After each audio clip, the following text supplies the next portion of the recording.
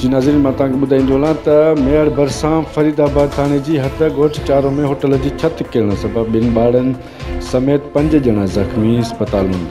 मेड़ भरिसां ॻोठ चारो में हलंदड़ होटल दौरान अचानक होटल जी छत किरी पई। छत किरण सबबि अली अकबर, इल्ताफ़ अली, गुलाम शबीर समेत अब्दुल गनी जा 2 नंढड़ा पुट ज़ख़्मी थी पिया। ज़ख़्मियुनि खे ॻोठाणनि ॻणती जोगी हालत में अस्पताल पहुचायो, जॾहिं त 2 जी हालत नाज़ुक ॿुधाई पई वञे।